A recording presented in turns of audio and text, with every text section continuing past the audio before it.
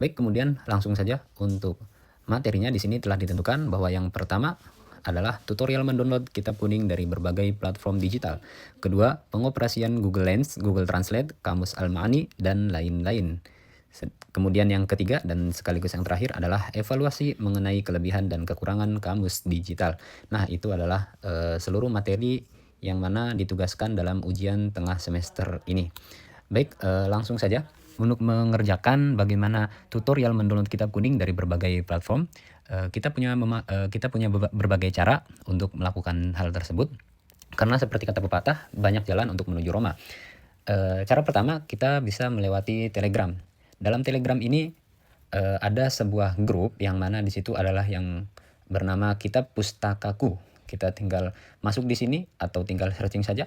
Nah, kemudian kita buka profilnya, kemudian ke berkas. Nah, di sini dalam berkas kita punya banyak sekali kitab di sini. Nah, kita punya banyak sekali kitab di sini.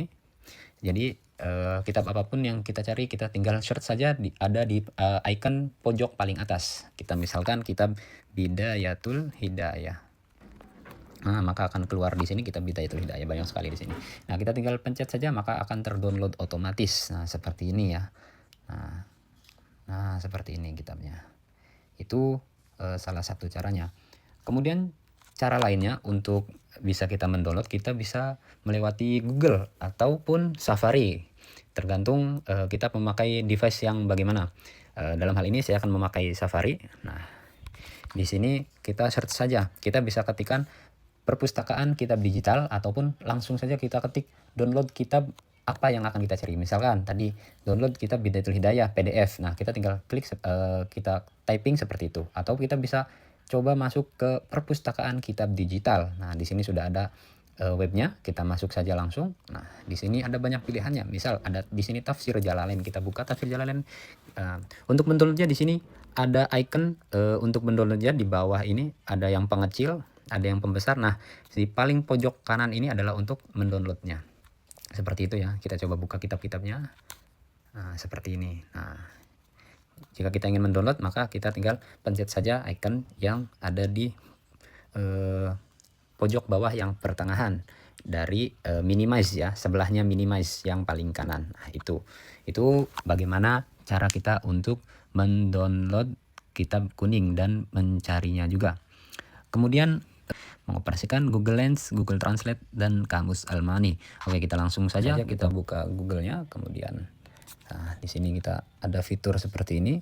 Langsung saja kita arahkan ke kitab langsung, atau kita bisa screenshot. Dalam hal ini saya langsung ke kitab saja. Kita pencet yang tombol tengah searching ini, kemudian terjemahkan. Nah, di sini ada deteksi bahasa Arab ke Indonesia. Nah, di sini akan muncul seperti ini. Nah, ini dia adalah Google Lens. Nah, dalam Google Translate ini kita rubah dulu karena yang akan kita cari adalah bahasa Arab. Kita cari dulu bahasa Arab. Nah, di sini kita bisa coba kata bahasa Arab, dasobar. Nah, kesabaran. Di sini muncul kesabaran. Kemudian kita langsung berpindah pada Kamus Al-Ma'ani. Kita langsung saja bisa cari, pastikan keyboard kita bisa untuk typing berbahasa Arab ya. Nah, kita coba cari di sini turob.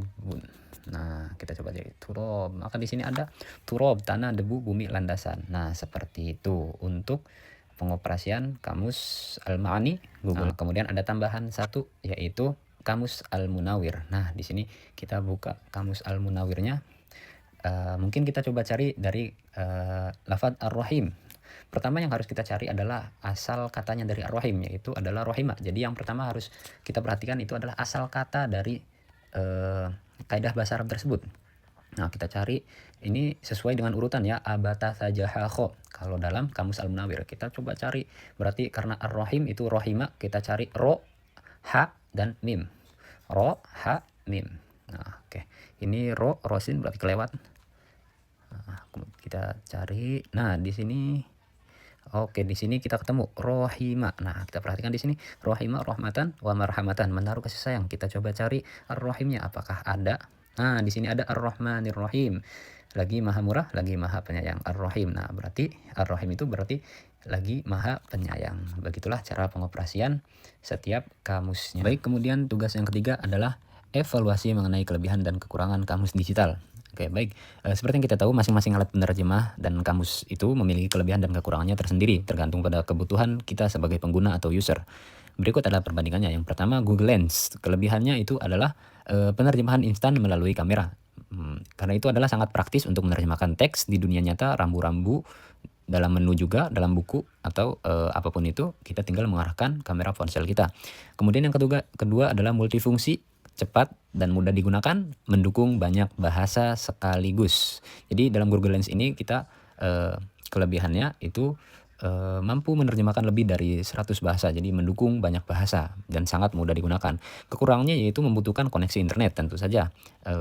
Kemudian akurasi tergantung kualitas gambar. Jadi ketika hasil gambar itu kurang akurat, maka hasilnya juga tidak akan akurat. Kemudian kurang optimal ketika untuk teks panjang. Jadi Google Lens ini akan lebih cocok untuk diterjemahkan dalam teks pendek atau sebuah frasa saja, bukan dokumen yang panjang. Nah, kemudian juga kelemahan yang terakhir adalah tidak menyediakan informasi mendalam. Kemudian kita lanjut ke Google Translate, yaitu kelebihannya memiliki pilihan bahasa yang sangat banyak. Kita tinggal pilih opsionalnya saja, tinggal kita input. Kemudian beragam fitur penginputan. Nah, kita bisa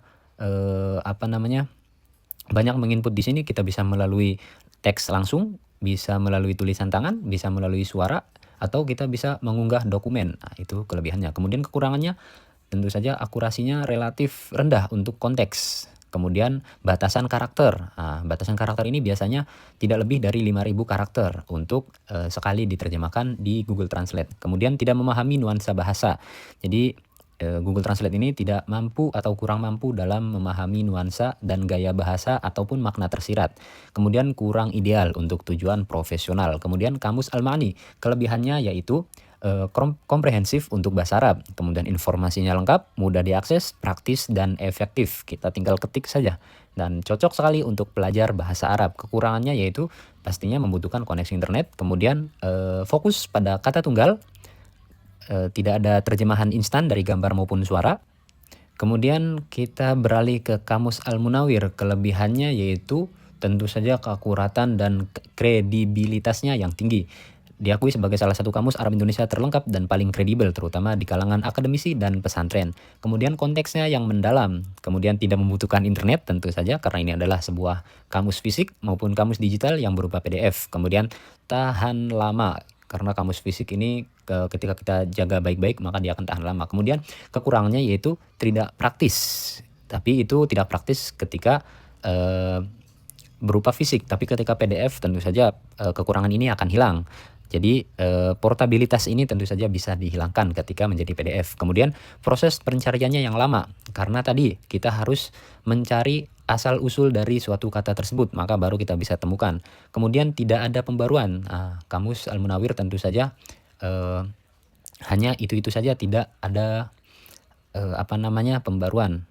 Nah, idealnya pengguna dapat memanfaatkan kombinasi dari alat-alat ini sesuai dengan kebutuhan spesifik mereka. Jadi ini hanyalah tools. Nah, seperti itu. Misalnya menggunakan Google Lens untuk terjemahan cepat di luar ruangan, Google Translate untuk teks umum, dan merujuk pada kamus Al-Munawir dan Al-Ma'ani ataupun Munjid untuk pemahaman yang lebih mendalam dalam bahasa Arab. Nah, mungkin cukup sekian dari saya. Terima kasih. Wassalamualaikum warahmatullahi wabarakatuh.